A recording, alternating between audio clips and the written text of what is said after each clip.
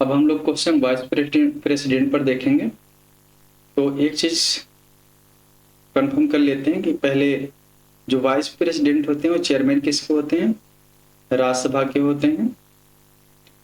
तो अब पहला जो क्वेश्चन है वो क्या कहता है कि यूनियन एग्जीक्यूटिव किससे मिलकर बनी होती है? तो यूनियन एग्जीक्यूटिव जो होती है उसमें प्रेसिडेंट होते हैं, वाइस प्रेसिडेंट होते हैं और काउंसिल ऑफ मिनिस्टर्स होते हैं। ये जो काउंसिल ऑफ मिनिस्टर हैं इनके जो हेड होते हैं वो प्राइम मिनिस्टर होते हैं, और ये जो प्राइम मिनिस्टर होते हैं काउंसिल ऑफ मिनिस्टर और ये प्रेसिडेंट, इन दोनों के बीच में मीडियम होते हैं। और जो प्राइम मिनिस्टर होते हैं वो प्रेसिडेंट के एक तरह से सलाहकार होते हैं। ठीक है, तो ये ना सी सही है। अगला क्वेश्चन देखते हैं, who is chairman of upper house of parliament. यहाँ पर एक चीज समझनी है कि जो अपर हाउस है वो राज्यसभा को ही अपर हाउस कहा जाता है। तो अभी हम लोगों ने बात किया था कि जो वाइस प्रेसिडेंट होते हैं वो चेयरमैन किसके होते हैं? राज्यसभा के ना। तो लिखा है ना अपर हाउस ऑफ पार्लियामेंट, तो उसके चेयरमैन वाइस प्रेसिडेंट। अगला क्वेश्चन देखते हैं, the resolution for removing vice president of India can be moving. तो इसमें सिंपल कहा गया है कि अगर वाइस प्रेसिडेंट को हटाना है तो रिजोल्यूशन कहाँ मूव करेंगे? मतलब दो हाउस है ना, लोकसभा और राज्यसभा। ये पूछ रहा है कौन से हाउस से इनिशिएट करेंगे, तो कौन सा हाउस होगा? राज्यसभा होगा। ऐसा क्योंकि जो वाइस प्रेसिडेंट होते हैं चेयरमैन किसके हैं? राज्यसभा के हैं। जब वो चेयरमैन राज्यसभा के हैं तो अगर उनको रिमूव करने का जो रेजोल्यूशन मूव कराया जाएगा वो भी राज्यसभा से ही मूव कराएंगे, लेकिन सहमति भी लोकसभा की चाहिए होती है। तो ऑप्शन भी सही है। अब देखते हैं अगला question, election of vice president of India conducted by election commission of India by. ये एक एक चीज इसमें कंफर्म क्लियर करते हैं कि जो ये इलेक्शन कमीशन ऑफ इंडिया है वो चाहे इलेक्शन किसी का भी हो, प्रेसिडेंट हो, वाइस प्रेसिडेंट हो या कोई भी हो, उसका इलेक्शन कौन कराएगा? इसकी रिस्पॉन्सिबिलिटी है ईसीआई की, इलेक्शन कमीशन ऑफ इंडिया की। अगर इनके इलेक्शन में प्रेसिडेंट या वाइस प्रेसिडेंट के इलेक्शन में कोई कंफ्यूजन या कोई डिस्प्यूट हो जाता है तो उसको कौन देखता है? सुप्रीम कोर्ट देखता है, और सुप्रीम कोर्ट की जो टिप्पणी होती है उसको आखिरी टिप्पणी मानी जाती है, मतलब फाइनल कंक्लूजन। तो अब इसमें देखते हैं जो वाइस प्रेसिडेंट का इलेक्शन होता है, जो मेंबर्स होते हैं वो इसमें ये पूछा है कि जो लोग मेंबर होते हैं ना दोनों हाउस में, लोकसभा राज्यसभा में, तो पूछ रहा है कि कौन से मेंबर होते हैं जो इनके इलेक्शन में पार्टिसिपेट करते हैं। तो कौन होते हैं? दोनों हाउस के मेंबर होते हैं, electoral member of both house. ठीक है, अगला देखते हैं प्राइम मिनिस्टर पर क्वेश्चन। इसमें पूछा गया है कि who was the first female prime minister of the world. मतलब दुनिया में पहली महिला प्रधानमंत्री कौन थी? तो ये है श्री मावो भंडार नायक। ये श्रीलंका की थी, ये ध्यान रखना है। जब भी दुनिया में पहली महिला प्रधानमंत्री पूछा जाएगा तो इनका नाम आएगा, श्री मावो भंडार नायक, श्रीलंका। जब भारत का पूछा जाएगा तो ये इंदिरा गांधी। और पाकिस्तान का अगर कोई से पूछा नहीं जाएगा इसको, लेकिन फिर भी पाकिस्तान की पहला प्रधानमंत्री कौन थी? बेनाजीर भुट्टो। अगला क्वेश्चन है, what is the tenure of prime minister of India. मतलब भारत के प्रधानमंत्री का कार्यकाल कितना होता है? सिंपल सा क्वेश्चन है। तो हम लोग को पता है कि ये 5 साल का होता है, लेकिन जब बहुमत 5 साल तक रहेगी तभी 5 साल होगा। अगर बाय द वे बहुमत नहीं मिली उनको 5 साल के पहले, या बजट अगर पास नहीं हुआ, तो क्या होगा, सरकार गिर जाती है। तो इसलिए ऑप्शन क्या कह रहा है, as long as enjoy the majority in the Lok Sabha, जब तक उनके पास लोकसभा में मेजोरिटी है, मतलब बहुमत है, तब तक ही वो प्रधानमंत्री की पद पर बने रहेंगे, नहीं तो उनका कार्यकाल खत्म हो जाएगा, मतलब सरकार गिर जाती है। अगर बहुमत बना रहा है तो 5 साल तक तो सरकार चलेगी, फिर उसके बाद इलेक्शन होगा, फिर से का जो इलेक्ट होकर जाएगा फिर वो प्रधानमंत्री बनेगा। तो ये चीजें ध्यान रखनी है, जब तक लोकसभा में बहुमत है तब तक ही प्राइम मिनिस्टर की कार्यकाल चलेगा। अगला क्वेश्चन देखते हैं, who is the x official chairman of NITI Aayog. मतलब ये पूछा गया है कि नीति आयोग का एक्स ऑफिशियल चेयरमैन कौन होते हैं। तो इसके जो चेयरमैन होते हैं प्राइम मिनिस्टर ऑफ इंडिया। तो ये ध्यान रखना है, बहुत बार क्वेश्चन में आता है कि नीति आयोग के एक्स ऑफिशियल चेयरमैन कौन होते हैं, ये हैं प्राइम मिनिस्टर ऑफ इंडिया। अगला क्वेश्चन देखते हैं, who was the prime minister of India when anti defection bill was pass. ये बहुत इंपॉर्टेंट है, एंटी डिफेक्शन बिल। जब हम शेड्यूल 10 पढ़ते हैं तो उसमें ये दिया हुआ है एंटी डिफेक्शन बिल, ये ध्यान रखना, शेड्यूल 10 में है। अब इस क्वेश्चन में पूछा गया है कि जब ये बिल पास हुआ था एंटी डिफेक्शन बिल, तो उसमें भारत के प्राइम मिनिस्टर कौन थे, मतलब प्रधानमंत्री कौन थे। तो उस समय जो प्रधानमंत्री थे ये राजीव गांधी जी थे। अगला आगे देखते हैं। अब अगला जो क्वेश्चन होगा हमारा किस पर है, attorney general, controller and auditor general. एक चीज इस पर ध्यान देने हैं कि ये चाहे अटॉर्नी जनरल हो या कंट्रोलर एंड ऑडिटर जनरल हो, दोनों की अपॉइंटमेंट कौन करते हैं, तो वो करते हैं प्रेसिडेंट, ठीक है। और ये जो अटॉर्नी जनरल होते हैं, ये जो गवर्नमेंट होती है उसमें एक तरह से कह सकते हैं कि उस जो सेंट्रल गवर्नमेंट होती है उसके पहले लॉ ऑफिसर होते हैं ये अटॉर्नी जनरल। और ये जो कैग का काम होता है फाइनेंस के मैटर का देखना, ऑडिट करना, ये चाहे केंद्र सरकार का हो या राज्य सरकार का हो, तो ये जिम्मेदारी जो होती है कैग के पास होती है, ये बहुत इंपॉर्टेंट है। तो अब क्वेश्चन देखते हैं, लिखा है कि who appointed by the president and act as a chief accountant and auditor of union and state government and guardian of public purse. तो ये ध्यान रखना है कि जो एक कैग है ना, ये कैग मतलब कंट्रोलर एंड ऑडिटर जनरल, ये गार्जियन है इसका, पब्लिक पर्स का।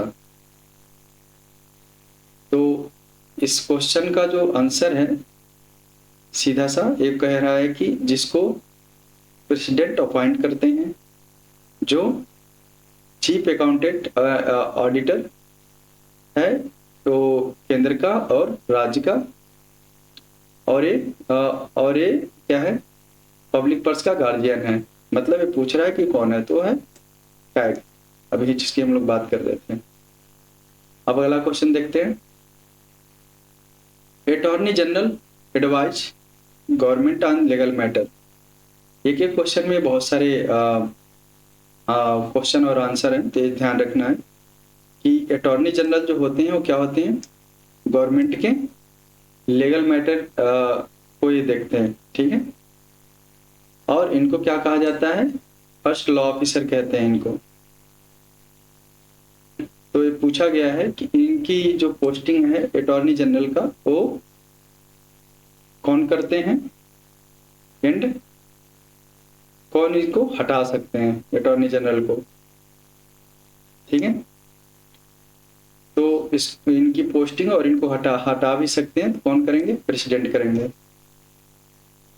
अगला क्वेश्चन देखते हैं, who can participate in both house of parliament and can speak but can not vote on any matter. मतलब ये है, ये पूछा गया है कि वो कौन है जो चाहे राज्यसभा हो या लोकसभा हो उसमें पार्टिसिपेट कर सकते हैं, वो बोल भी सकते हैं लेकिन वो वोट नहीं दे सकते हैं ना, लिखा है ना, बोथ हाउस ऑफ पार्लियामेंट बोल भी सकते हैं लेकिन वो वोट नहीं दे सकते, तो कौन होते हैं, अटॉर्नी जनरल, ठीक है। अब अगला क्वेश्चन क्या है, who is second law officer of India. Bharat के दूसरे लॉ ऑफिसर कौन है, तो कौन है, सॉलिसिटर जनरल ऑफ इंडिया। ये ध्यान रखना, इंपॉर्टेंट है सारे। तो अगला हम लोग चलते हैं यूनियन लेजिस्लेचर पर संघ विधायिका। इसमें क्वेश्चन में पूछा गया है कि what can be maximum interval between the two session. मतलब दो सत्रों के बीच में मैक्सिमम गैप कितना हो सकता है, तो ये जो है मैक्सिमम गैप 6 महीने का हो सकता है, ये ध्यान रखना है। अगले क्वेश्चन में पूछा है कि जापान का जो पार्लियामेंट है उसका नाम क्या है, डाइट है ना। तो उसी तरह पूछ रहा है कि जो चाइना है उसकी पार्लियामेंट का क्या नाम है, उसकी पार्लियामेंट का नाम है नेशनल पीपल कांग्रेस, NPC वाला। पूछ सकता है कभी क्योंकि पड़ोस में है। अगला क्वेश्चन देखते हैं, in order to recognize official opposition party in parliament how many seat must have to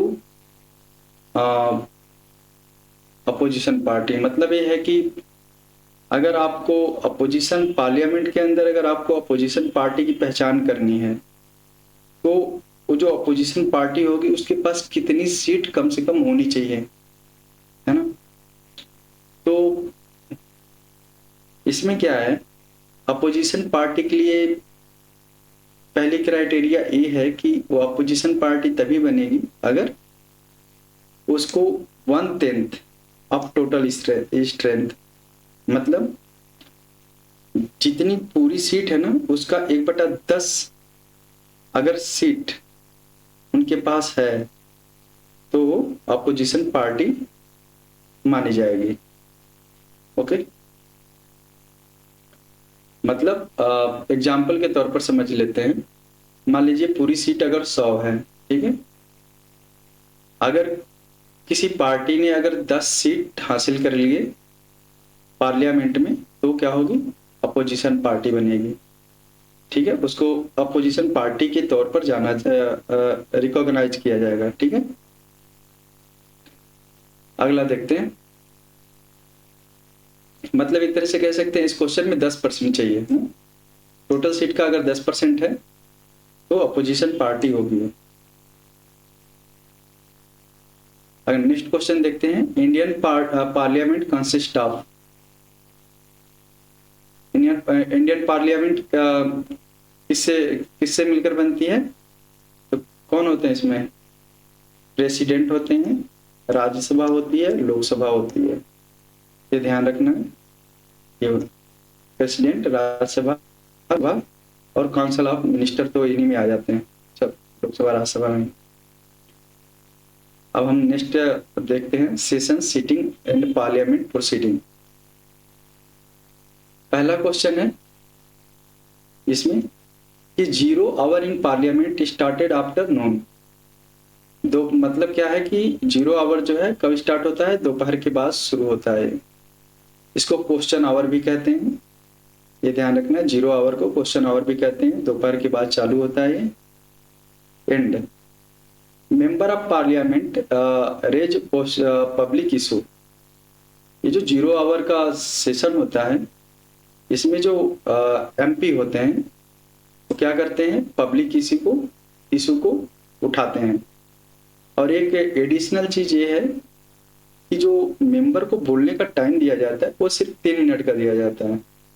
ये ध्यान रखना है, 0 आवर में जो मेंबर बोलते हैं उनके पास जो टाइम होता है 3 मिनट होता है बोलने का। तो ये पूछ रहा है क्वेश्चन में, so what is duration of 0 hour.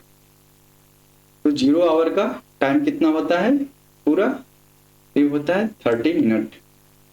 तो ध्यान रखना है। एक बार और देखते हैं, 0 आवर पार्लियामेंट में कब स्टार्ट होता है, दोपहर के बाद स्टार्ट होता है। इसको क्वेश्चन आवर भी कहते हैं। इसमें जो एमपी होते हैं वो क्या करते हैं, पब्लिक इशू को उठाते हैं। और ये जो एमपी होते हैं इनको बोलने के लिए सिर्फ 3 मिनट का टाइम दिया जाता है। 3 मिनट में उनको अपनी बात कंप्लीट करनी होती है। तो इसमें पूछा गया है कि जो 0 आवर है उसका पूरा टाइम कितना है, तो कितना है, 30 मिनट है। नेक्स्ट क्वेश्चन देखते हैं। नेक्स्ट क्वेश्चन में पूछा गया है कि most of budget are prepare by finance ministry. मतलब बहुत सारे जो बजट होते हैं वो कौन बनाता है, फाइनेंस मिनिस्ट्री बनाती है। और आगे है एंड द देयर, मतलब ये आर है एक्चुअली, यहाँ पर छूट गया है। And there is one ministry, है ना, there is one ministry which prepare their own budget and present it in parliament। मतलब इस क्वेश्चन में ये कहा गया है कि बहुत सारे जो बजट होते हैं वो कौन बनाती है, फाइनेंस मिनिस्ट्री बनाती है। लेकिन यहाँ पर एक मिनिस्ट्री और है जो अपना बजट क्या करती है, खुद बनाती है। और ये ओन की स्पेलिंग गलत हो गई है, तो ये ध्यान रखना, ये स्पेलिंग यहाँ पर मिस्टेक हो गई, ओन हो गया, जीतने वाला हो गया।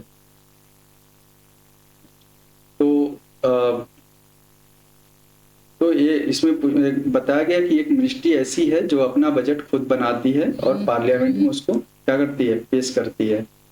तो कौन सी मिनिस्ट्री है, ये रेलवे मिनिस्ट्री है। इसका बजट सेपरेट पेश होता है। ये फाइनेंस मिनिस्ट्री नहीं बनाती है, रेलवे मिनिस्ट्री खुद बना करके खुद पेश करती है, ये ध्यान रखना है। अगला देखते हैं, when money will pass by Lok Sabha.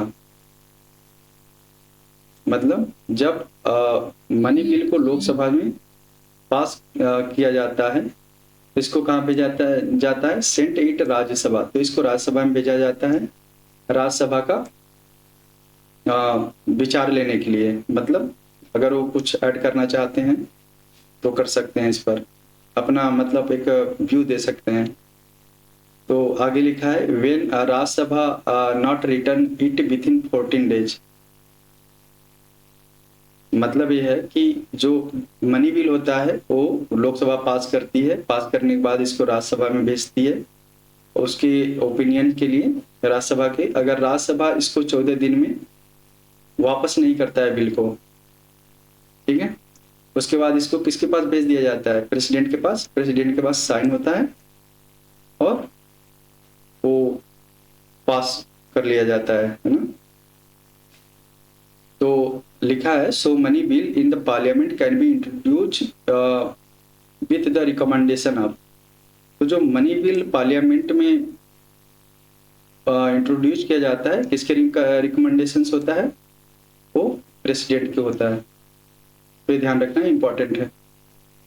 अगला, speaker can stop a member of parliament. जो लोकसभा के स्पीकर हैं किसी को बोलने से मना कर सकते हैं, है ना, लिखा है speaker can stop a member of parliament from speaking. मतलब लोकसभा के जो स्पीकर हैं वो किसी भी मेंबर को, मतलब एमपी को बोलने से मना कर सकते हैं और वो क्या कर सकते हैं, लेट अनदर मेंबर स्पीक, दूसरे मेंबर को बोलने की इजाजत दे सकते हैं। तो ये जो प्रोसेस है इसको क्या कहते हैं, या दिस फिनोमेना इज कॉल्ड, मतलब ये जो कह सकते हैं कि प्रोसेस ही कह लेते हैं।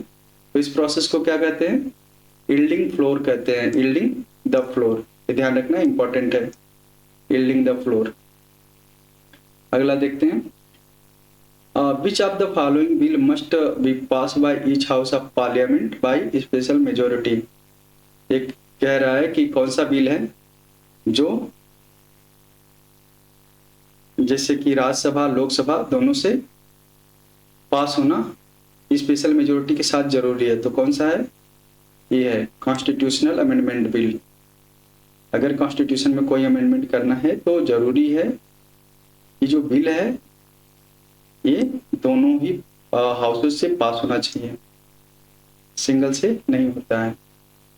अगला क्वेश्चन देखते हैं, union parliament was attack by terrorist on, जो अपनी संसद है उस पर एक बार हमला हुआ था, आतंकवादी हमला। तो ये पूछा है कि जो संसद है उस पर टेररिस्टों ने हमला कब किया था। तो ये तारीख ध्यान रखिए, 13 दिसंबर 2001 को। ये तारीख बहुत बार पेपर में पूछा जाता है। अगला क्वेश्चन देखते हैं, economic survey presented every year in parliament before presentation of budget for coming year. मतलब जो इकोनॉमिक सर्वे है हर साल पार्लियामेंट में प्रेजेंट किया जाता है बजट, मतलब आगे मान लीजिए अगले साल का बजट पेश होने से पहले ही इकोनॉमिक सर्वे प्रेजेंट कर दिया जाता है पार्लियामेंट में, ठीक है। तो अगला आगे कह रहा है कि union budget laid before to house of parliament in accordance with the article of Indian constitution.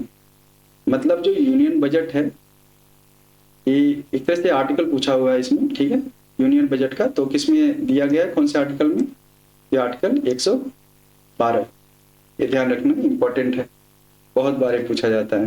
112 को यूनियन बजट के लिए है।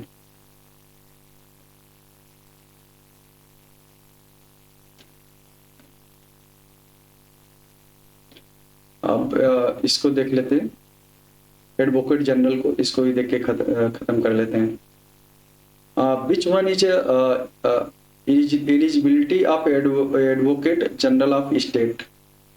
ये जो एडवोकेट जनरल होते हैं स्टेट के, उनकी एलिजिबिलिटी पूछा है कि इस जो नीचे ऑप्शन दिए गए हैं ये इनमें से कौन सा ऑप्शन इनके लिए एडवोकेट जनरल के लिए फिट है। बात हो रही है, ये जो एडवोकेट जनरल होते हैं वो राज्य सरकार के क्या होते हैं, लीगल मैटर को देखते हैं ये, ठीक है। तो ये चीजें ध्यान रखनी है जब राज्य की बात हो रही है। इनकी क्वालिफिकेशन किसके बराबर होनी चाहिए, ये जज ऑफ हाई कोर्ट, लिखा है ना, a person who is qualified to be appoint as a जज ऑफ हाई कोर्ट, ठीक है। तो इनकी जो क्वालिफिकेशन है या ये इनकी एलिजिबिलिटी हाई कोर्ट के जज के बराबर होनी चाहिए, तब इनको एडवोकेट जनरल ऑफ स्टेट बनाया जाएगा, राज्य का एडवोकेट जनरल बनाया जाएगा। अगला देखते हैं, ये जो एडवोकेट जनरल होते हैं इनको अपॉइंट कौन करता है। तभी हम लोग देखे थे जब यूनियन गवर्नमेंट की बात कर रहे थे तो उसमें अपॉइंट कौन कर रहा था, तो उसमें तो प्रेसिडेंट अपॉइंट करते थे।